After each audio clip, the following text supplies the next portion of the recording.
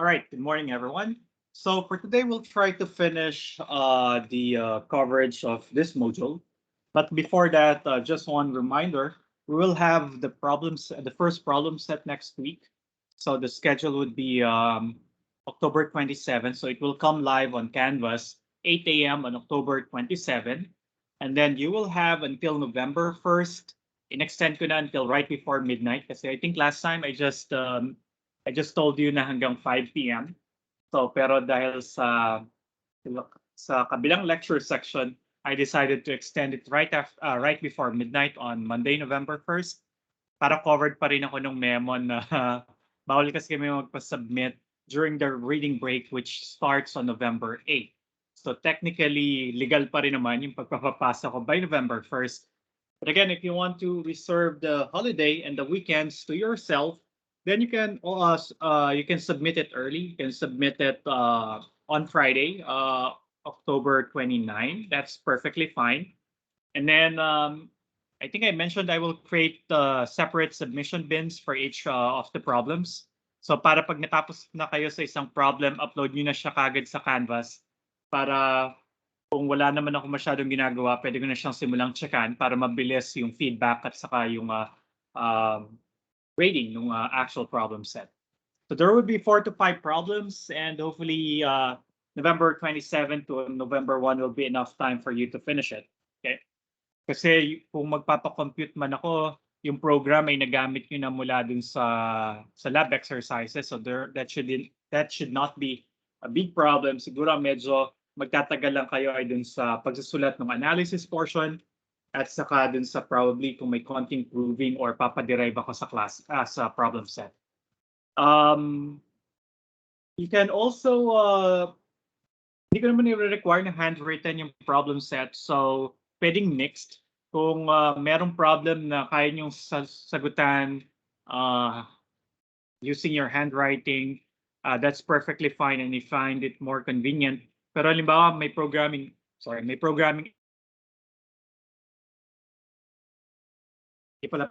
exercise. Merong computing problem at feeling nyo mas madali kung typewritten yung solution, then go ahead. I-save nyo lang siya sa PDF. So I will not be picky about the type of submission that you will submit, but submitted in Canvas as a PDF file. Yun lang, PDF file siya. Either handwritten or typewritten. Okay? So moving on, last time we derived the formula for the best linear fit in so far as the least squares error is concerned. Paano natin kino-compute yung parameters kapag ang pinili nating class of candidate functions ay mga linear functions. And the prerequisite there is you should be familiar with how to compute partial derivatives. Kasi nakita natin last time, nagmi-minimize tayo ng least squares error. Nagmi-minimize tayo ng square error, right? So, kailangan nating kunin yung maximum, kunin yung minimum ng error function E with respect to the unknown parameters. Last time, we only have 2 unknown parameters, M and B. So, kailangan nating i-recall from calculus, kailan nga ba nagiging minimizer? One necessary condition para maging minimizer, 0 yung partial derivatives. And then we have seen na kapag linear yung candidate functions, isa lang yung candidate para sa minimizer, right? Isa lang kasi yung magpapa-0 sa critical numbers. Magpapa-0 sa derivatives, sa partial derivatives ng objective function, which basically happens for specific values of n and b. At dahil alam natin na yung squared error ay continuous function, tapos meron siyang critical number, then definitely that critical number will give us the minimizer. Okay? Now, we will extend the things that we did last time, but this time we will consider our class S of candidate functions to be the set of all quadratic functions. And what we'll get would be the quadratic least squares fit, right? So as I've mentioned, in this particular case, ang ating class of candidate functions S is the set P2, which would be all polynomials of degree 2. Actually, degree 2 or less. Siguro lagay ko dito, polynomials of degree, or I can just say, okay, degree of polynomials of degree 2. And then they will take the form ax squared plus bx plus c. So ito yung hula natin para dun sa fit. So basically, meron kang data, xi, comma yi, tapos feeling natin parabolic yung scatter plot. And then it makes sense that we will try to get, okay, kaya ko siguro kaya ko mag-fit ng parabola para dun sa given data. And we all know that the equation of a parabola would be a quadratic one. Okay? So kunwari, ito yung hula natin para dun sa best fit, right? So we will select which values of A, B, and C will minimize the L2 error or the L2 norm of the error. Okay? So, pero ngayon, remember yung general form ng error ay summation ng f hat of xi minus yi quantity squared I going from where capital N is the number of data points that we have, right? So yun yung formula ng error. So si f hat dito, papalitan ko lang ng ansatz natin or yung hula natin para dun sa minimizer. We think that the minimizer or the best fit will have the form ax squared plus bx plus c. So papalitan ko si f hat dito sa formula ni E by ax squared plus bx plus c, and then I will plug in the exabytes. And that's how we got this part. Sorry guys, nag-freeze din ba uli sa inyo? Or hindi naman? Hindi naman po, sir. Okay, thank you, David. Kasi nagsusulat na ako, frozen siya sa monitor ko sa laptop. Baka yung internet ko may problem. Or internet ko sa laptop yung... Okay, so then, all right. So that's it. So that's how we got this expression for E. And now E can be treated as a function of the unknown parameters A, B, and C. So gusto nating mahanap ano yung minimizer ni E with respect to the... And again, we know from calculus that that minimizer must necessarily make the partial derivatives equal to 0. So kaya kailangan i-impose natin itong mga necessary conditions na to. Yung mga lahat ng partial derivatives ni E with respect to the unknown parameters must be equal to 0. Now let's do a quick review of computing partial derivatives. So if you look at this guy, kunin muna natin yung partial ni E with respect to A, right? So this is something squared. Derivative ng something squared ay 2 times the something. Pero sum to, no? So nasa loob siya ng summation. So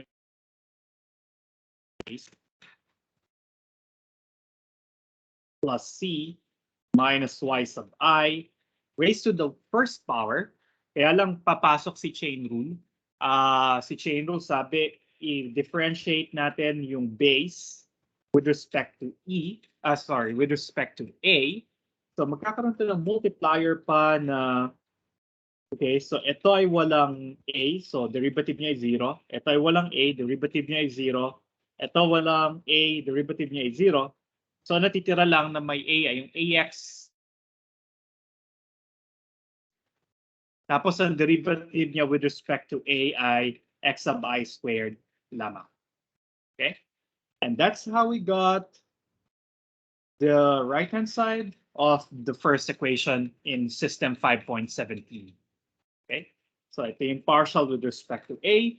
If you do the same thing, but now take the partial with respect to B, you'll get this equation.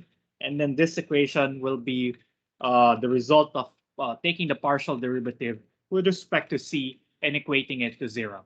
Because again, alam natin na yung minimizer dapat 0 yung partial derivative. Nagpapa-0 sa partial derivatives. Okay? And then we will solve this equation for A, B, and C. Okay? Tignan ko kung simplify ko siya. Alright? So pwede nating i-simplify yung equation o yung system 5.17 and get this system 5.18. Alright? And then tingnan natin. Alright. So ito, yung A ay unknown, pero yung exabyte to the fourth, nako-compute natin. Itong exabyte cube, given sila, so nako-compute natin sila. So ang unknown lang ay si B, at tapos dito si C lang din yung unknown. Right? So si System 5.18 yung kailangan natin isolve at pwede nyo siyang isolve using what? You can use Cramer's rule pa rin because here you can write this into this system, into this matrix system. I think you can write it as, double check nyo lang guys. Tingnan natin. Ano yung system form niya? Sum, sulat ko na lang sigma, pero yung sigma na to, ibig sabihin sum from I from 1 to n. Sige na, sulat ko na nga ng buo, 1 to n. Pero copy ko na lang siya. Tapos meron kang x to the, xi to the 4th. Tapos ang next column ay sum ng xi cubed. Tapos ang third column, first row, ay sum ng x sub I squared. Tapos ito ay ABC. Tapos equal siya dun sa right-hand side. Wala na tayong magagawa dito sa right-hand side, but that's fine because the right-hand side are all constants, so they can be computed as constants. And then yung second, actually, ano lang mangyayari sa kanya? Parang pwede ko itong copyhin. Yung second row. Pero yung huling column will just be sum I from 1 to big N ng x sub I. Babahin ko lang yung bracket. Tapos yung huling row, ang first two columns niya ay involve si x sub I squared at saka sum ni x sub i's. So we'll have this. Tapos magkakaroon lang ng capital N dito. Alright? Kasi magkakaroon ka ng summation from 1 to n ni C. Pero si C ay unknown parameter. So pwede ko siyang ilabas dun sa summation. Ang matitira lang ay summation ng 1 from 1 to big N, and that will be big N. Right? So we see here, if we translate equation 5.18 into a matrix equation, makikita natin na ito ay pwede nating isolve via Cramer's rule. Right? Or, pwede rin naman mag-focus kayo sa 5.18, isolve niyo.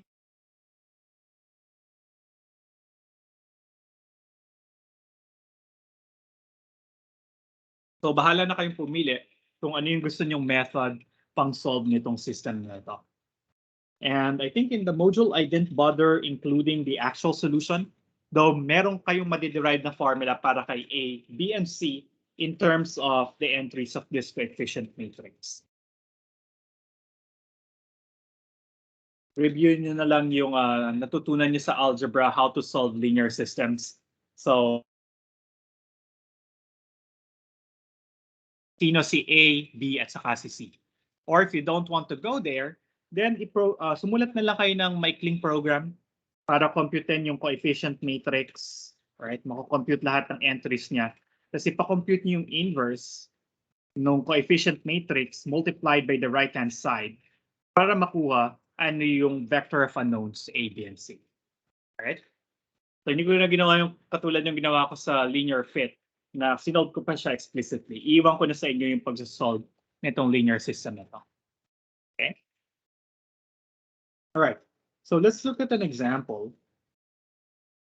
But I hope everything is clear. Direct extension lang to nung ginawa natin from the linear case. So I hope that's fine. Okay. So let's look at example 5.3. In example 5.3,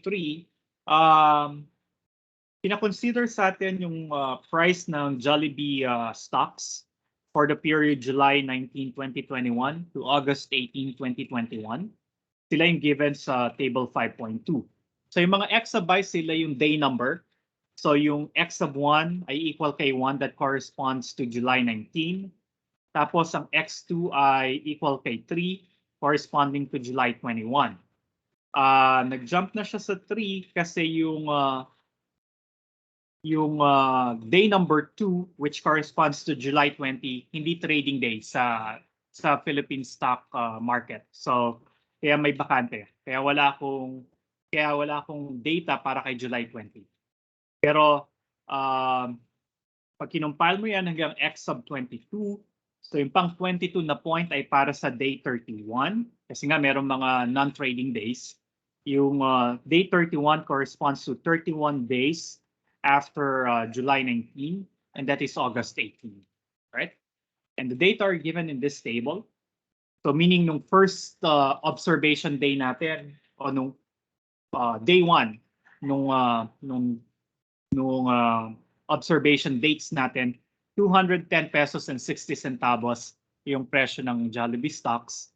Tapos nung huling day, day 31 of our observation time, bumagsak yung presyo to 194.80. Tapos ano na nga ba yung presyo ngayon ni Jollibee?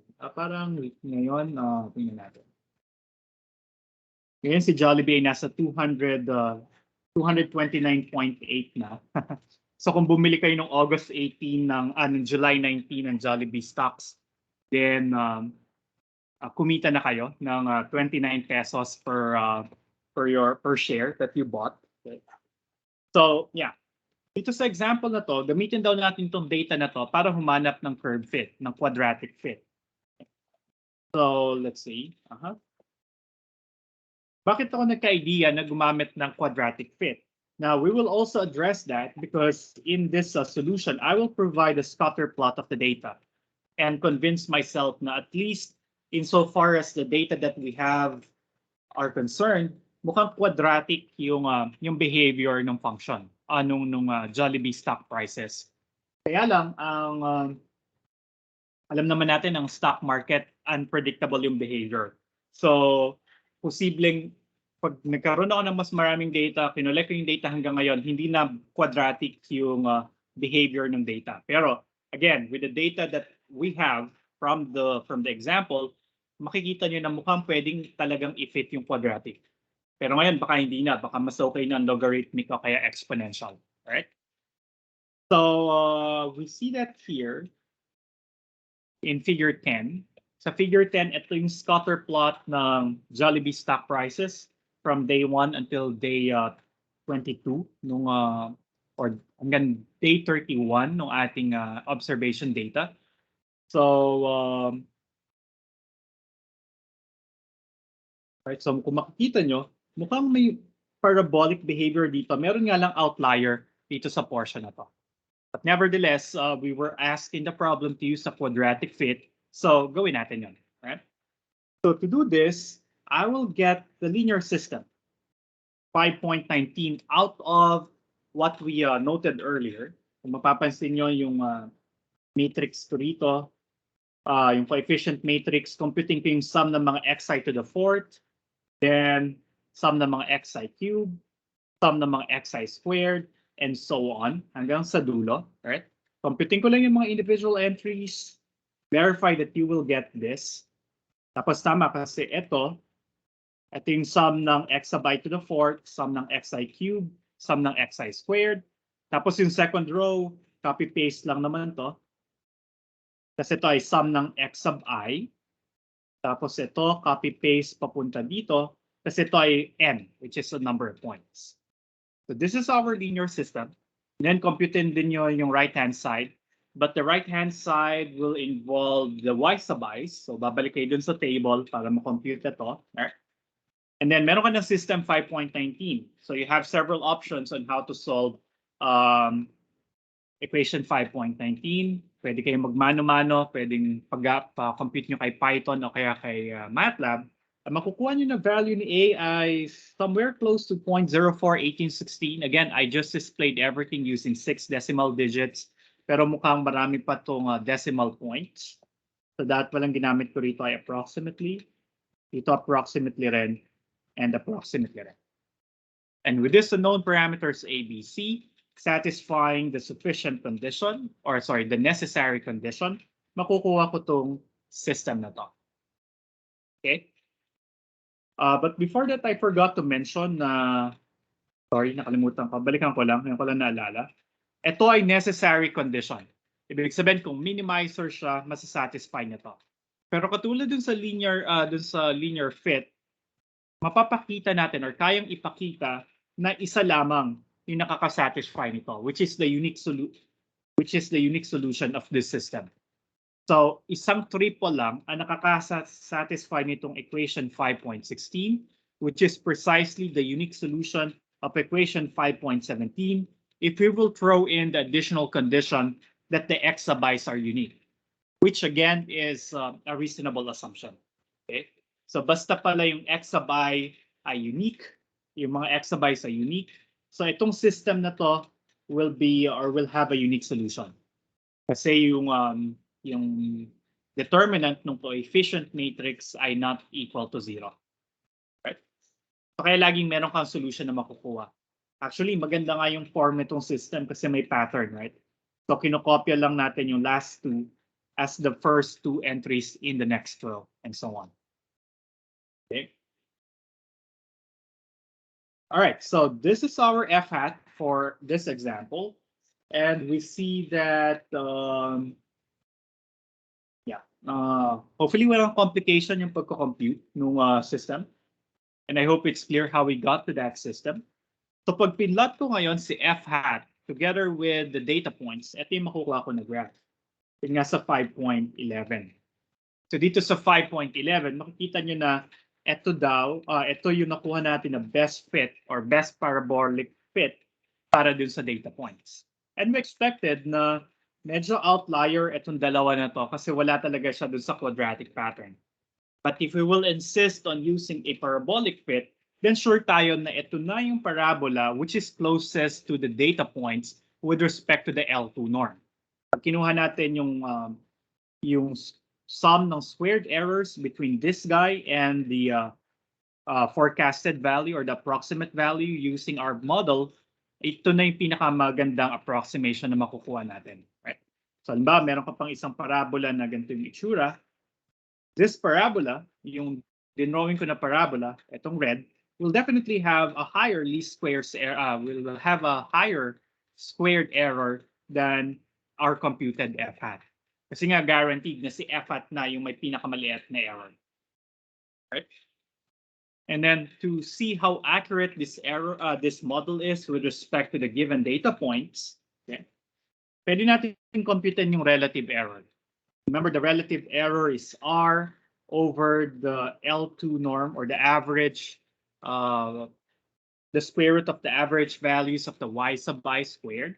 So pag kinompute nyo to, makukuha nyo yung 0.0181.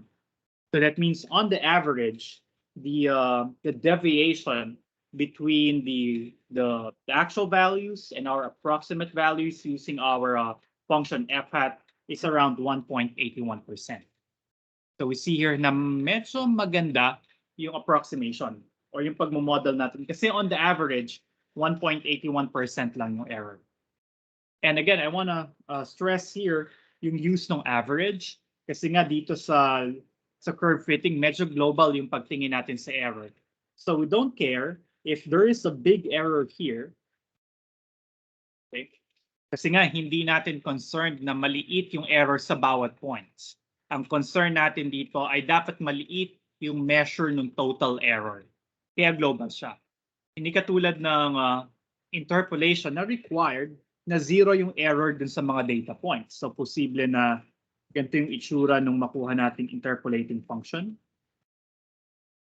So pwedeng ganito yung itsura. Dami palang points, ang hirap mag-connect the dots. Okay. Baka ganito yung makuha nating degree 21 interpolating polynomial kasi required siyang dumaan sa lahat ng points. Alright? Kasi ini-ensure natin doon na mag-zero yung error.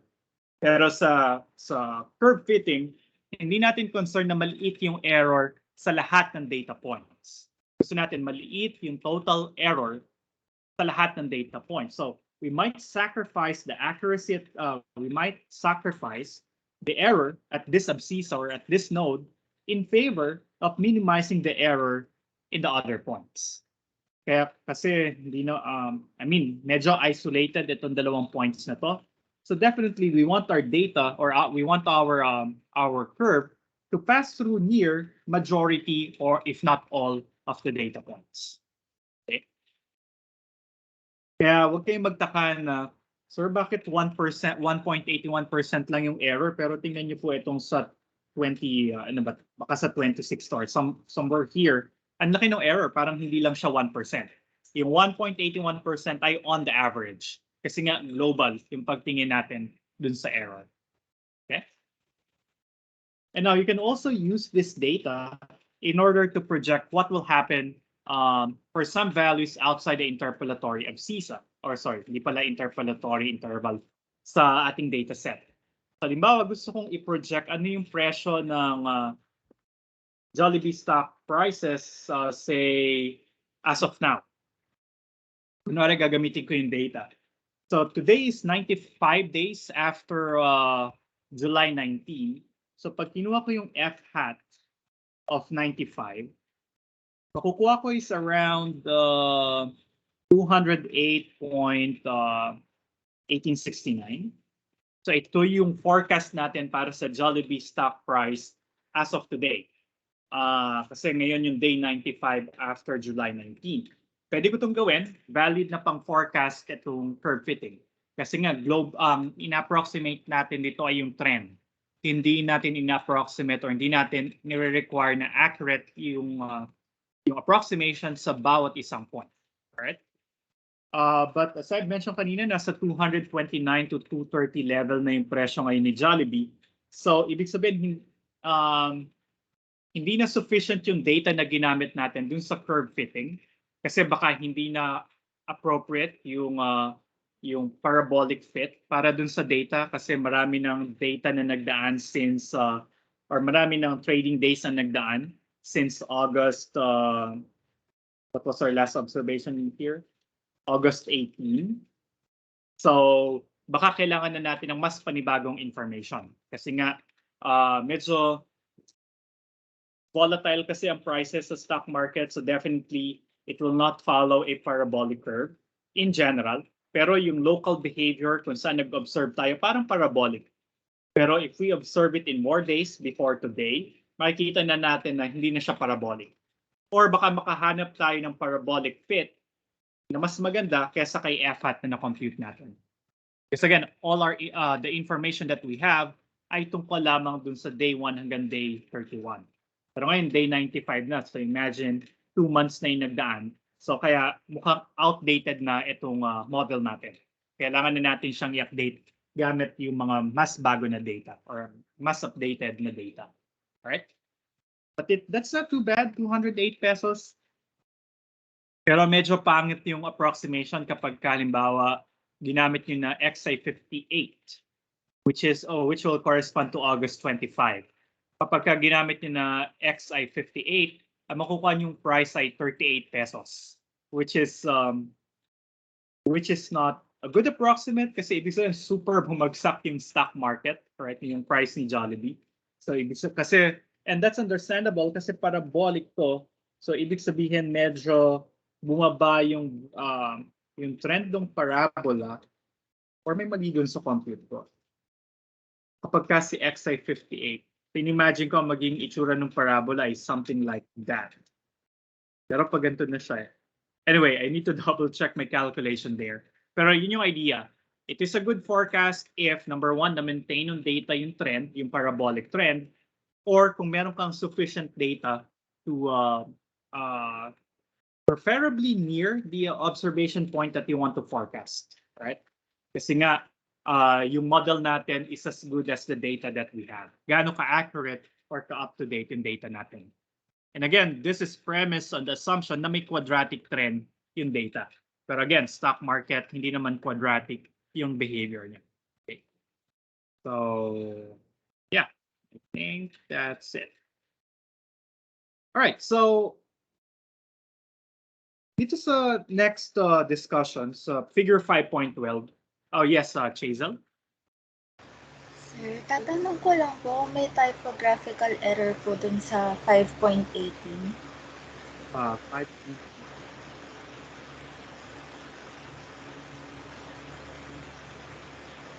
Okay. Which? Yung sa third line po na right-hand side. Okay. Yeah. Ang copy paste nung pangalawa. Dapat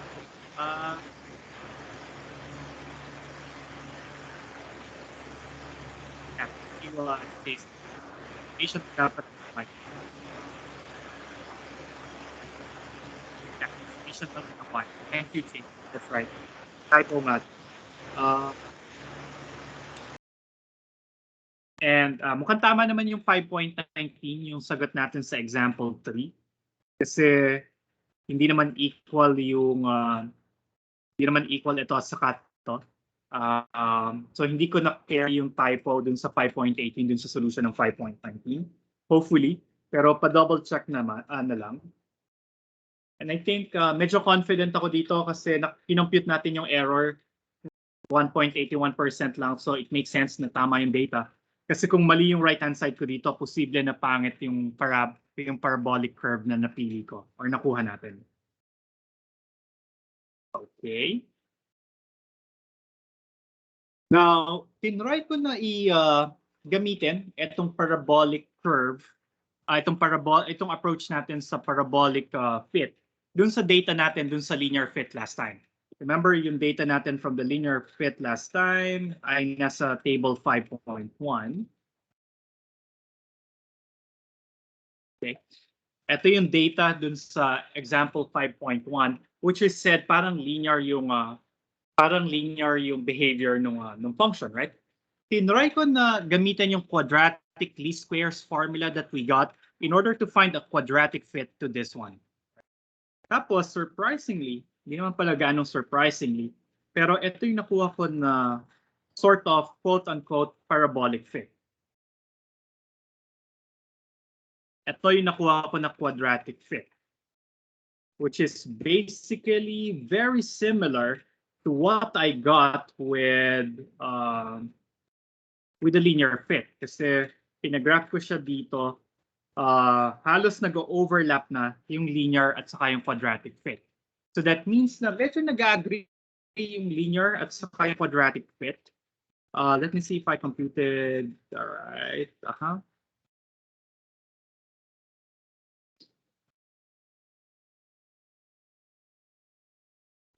Unfortunately, hindi ko sinulat yung A and B na compute yung M at saka B na compute ko using sorry, tama pala. Hindi ko sinulat yung A, B, and C na compute ko para dito sa data na to using the quadratic least squares formula that we got, right? Pinaplot ko lang siya. Bakit hindi ko siya pinama sa handout? Pero I guess that the value of A is very small, which is close to 0. Kaya parang naging linear na lang yung function. Kahit quadratic fit siya. And it makes sense kasi wala akong restriction na yung A dun sa quadratic fit. Diba? Ang quadratic fit natin ay ax squared plus bx plus c. Wala akong restriction na si A ay non-zero. So I am thinking na most probably, yung nakuha kong quadratic fit para dito sa data mula sa example, sa table 5.1, ang hula ko ay most probably si A ay very close to 0, if not exactly 0. Bakit? Kasi mukhang linear yung plot nung graph nung f hat na nakuha ko gamit yung quadratic least squares formula. And that is perfectly fine because we didn't put any restriction on equation 5.15 na dapat si A ay non-zero. Kaya kanina na-tempt ako na baguhin yung nandun sa first paragraph ng quadratic least squares na sabihin na our candidates would be the set of all polynomials of degree less than or equal to 2. Kasi nga posible na si A ay mag-0. Kung linear yung trend ng data, it will show in our calculations, we'll get an A, which is very close to 0, if not equal to 0, making our best fit to be close, if not exactly a linear function. Right? And true enough, ito yung model na nakuha ko. And actually, the L2 relative error between the f hat that we got from last time for the data in table 5.1 and the one we got today using the formula for the quadratic least squares is just around 0.29%. So super magkalapit yung nakuha ko na curve fit using the least squares formula and the quadratic least squares formula para dun sa data sa 5.1. So ibig sabihin pala pag nagmo-model ka using a polynomial, mas okay na i-derive mo yung mas mataas yung degree kasi posible na mag-zero yung mga coefficients ng mga mas matataas yung exponent. right? Just as what happened here. Pero the other way around will not work. Kapag ka parabolic yung trend ng data, hindi mag-fit ng maganda ang isang linear function. Kasi nga sa linear function, wala tayong avenue to have a term involving the square of the x value. So that is illustrated in figure 5.13. Ito yung Jollibee data natin. Sabi natin, mukhang parabolic yung trend. Pag tinry natin na gumamit ng least squares data, ito yung makukuha nating line of best fit. Which doesn't capture the behavior or the trend of the data so much as how the quadratic data predicted a trend. In fact, yung relative root mean square error using the linear fit is 2.41%. Pero yung root mean square error ng quadratic fit ay 1.81%. Hindi sila gano'n nakakalayo, but definitely almost half a percentage point mas maganda yung sa quadratic fit. Right? Kasi nga, inassume natin na medyo mukhang quadratic yung trend ng data. Okay? So I think that's it for linear and quadratic fit. The next section briefly describes ano yung gagawin natin kapag ka generic yung gusto nating curve fit. You can consider your curve fit to be a polynomial fit. Pwede rin namang logarithmic, pwede rin exponential fit, right? So hindi tayo restricted sa mga polynomial fits kasi yung derivation natin ay kaya nating i-extend sa mas general na klase ng mga functions, right? So halimbawa, ang candidate functions natin, ito yung itsura. Linear combination siya ng mga functions phi1 until, hindi pala ito phi, psi1 hanggang psi m. Na yung mga psi's ay predetermined functions, okay? So kung ang candidate functions natin ay ganito yung itsura ng mga psi sabays, so yung error, yung least squares error, hindi pala least squares error, yung squared errors, ito yung itsura. So magkakaroon tayo na, copy-paste ko na lang to.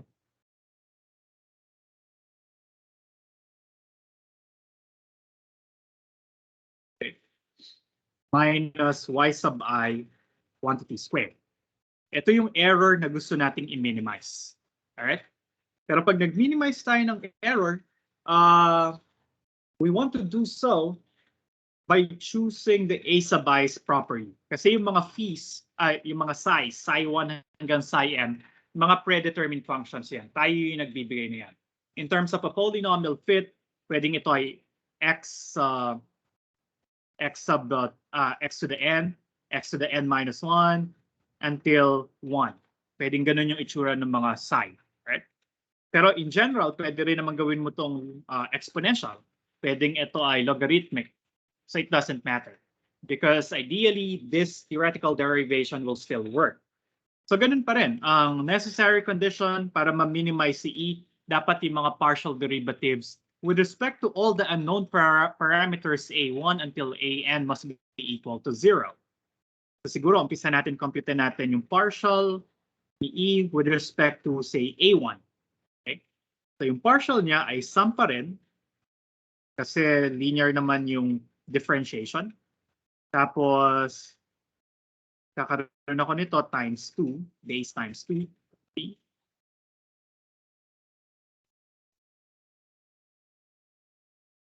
Oops. Hindi na-copy lahat. Pero, sige na nga, sulat ko na nga. A1 psi 1 plus A2 psi 2 plus until AM psi m raised to the first power, pero papasok si chain rule, right? So nagdi-differentiate ako with respect to A1. So lahat ng walang A1, so ito hanggang dito, they will be treated as constant. So ang derivative niya ay 0. Nakalimutan pala ako dito. Meron pa tong minus yi, right? So mula dito hanggang sa yi, hindi nag-involve ng AI. So they will be treated as a constant with respect to the differentiation sa variable na A1. So matitira lang, magkaka-derivative lang with respect to A1 na non-zero ay ito. Ang derivative nito with respect to A1 ay psi I lamang. By the way, evaluated pala to sa mga exabytes. So nakalimutan ko yung exabytes dito. Alright? Tapos ito yung i-equate natin kay 0. So in summary, what we have here is, yeah, and we can do this for all the variables. So ang general formula na makukuha nyo ay ito. Ito yung linear system na makukuha natin for j going from 1 to m. Okay. Tapos, ito yung isosolve nyo, for the a subies. Itong linear system nito. It can be shown that if the size are, if the size, hindi pala size. Kung yung mga exabytes ay distinct, yung system 5.21 will still have a unique solution. Okay. So, and then that unique solution is guaranteed to be the minimizer. So, sila yung mga pipiliin nating coefficient ng mga functions na psi. Okay. And a nice choice for choosing the size, pwedeng yung psi1 ay x, psi1 ay, psi1 ay x, psi2 ay 1, tapos lahat na ay 0, makukuha natin yung formula natin para sa linear fit. Tapos kapag ang psi2 ay x, ang psi1 ay, ang psi1 ay x squared, ang psi2 ay x, at ang psi3 ay 1, makukuha natin yung formula natin na derive para sa quadratic fit.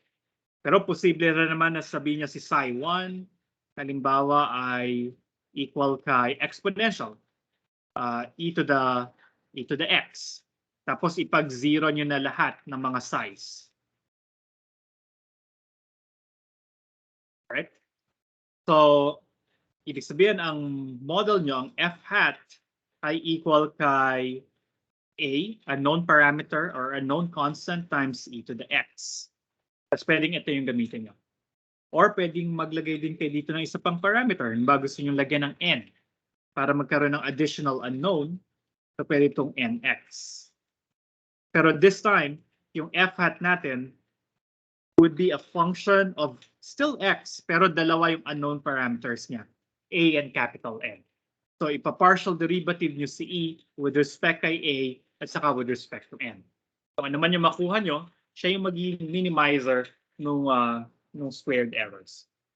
And I think in the lab exercise, i-require kayo na i-derive yung system of linear equation para sa power function.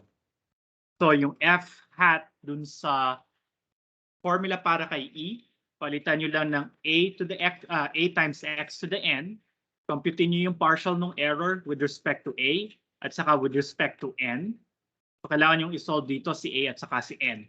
Tapos equate nyo sa 0 yung mga partials, solve the linear system for a and n, then that will be your power model. Yun yung magiging power function model para dun sa data. Okay?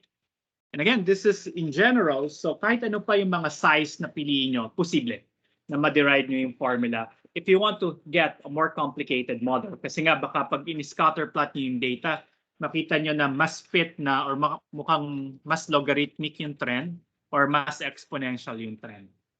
So and then, yeah. Or kung tingin nyo oscillatory siya, so parang sum siya ng sines and cosines, that's also perfectly fine. You just need to abide by the general method that we devised para sa linear at saka sa quadratic fit. Pwede nyo siyang i-extend para sa kung anumang mga function size na gusto nyo pang model. Okay? So I think that ends curve fitting. Any questions, guys? So tapos na yung coverage ng Unit 1. So ito rin yung coverage ng problem set natin next week. So yeah, and then right after the reading break, next week mag-start na tayo ng chapter ng Unit 2, right? Which is about numerical differentiation. Okay? So I think that's it for now. Any questions, guys? Wala naman po, sir. Okay, good to hear that. How about, wala na ba kayong apila about sa problem set? Okay na ba tayo doon? I'll try to just give 4 problems. Na-try ko talaga my best para 4 lang yung tanong. Pero worst case hanggang 5 lang. So, yun lang yung mapapangako. I only have 2 requests for the problem set. Number 1 is hiwa-hiwala yung submission per number. Makita nyo sa Canvas, iba-iba yung submission per number. So, pag natapos na kayo sa isang problem, kahit hindi pa kayo tapos dun sa natitirang mga problems, i-submit nyo na yung sagot nyo sa isang problem. Alright? Basta sure na kayo, huwag nyo nang antayin na matapos yung buong problem set. Pwede na kayo mag-submit ng patingi-tingi. Kasi nga kung wala naman akong ginagawa by that time, baka checkan ko na rin siya kagad. So the earlier you submit, the earlier you get my feedback and your score. And then yung comments ko doon, baka pwede nyo ma-incorporate dun sa sagot nyo sa mga susunod na problems. So, yeah.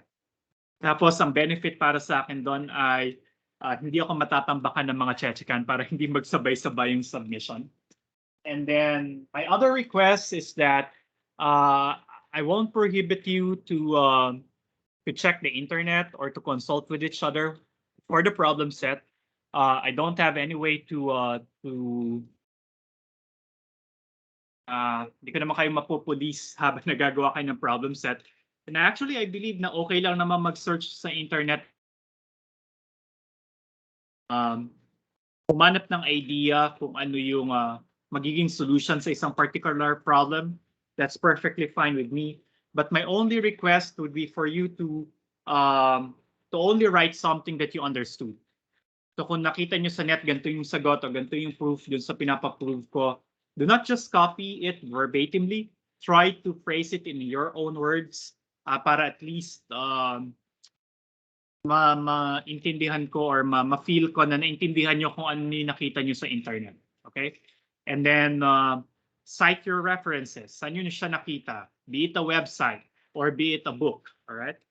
So there's no shame in admitting that you got some inspiration from some pre-existing work. That's fine. Lahat naman ng mga ginagawa natin, chances are na-prove na yan or nagawa na yan before. Kasi kung original yung problem ko, edi parang SP nyo na yan or thesis, right? So, chances are na-prove na yan dati, na-solve na yan dati, or there's a very similar thing that was done in the past that is available to you online or through books. If you consult them, then that's fine with me. My request is that you cite them, okay? On your own. Pero kung hindi talaga kayang i-solve on your own, na stuck kayo sa isang problem, then go ahead.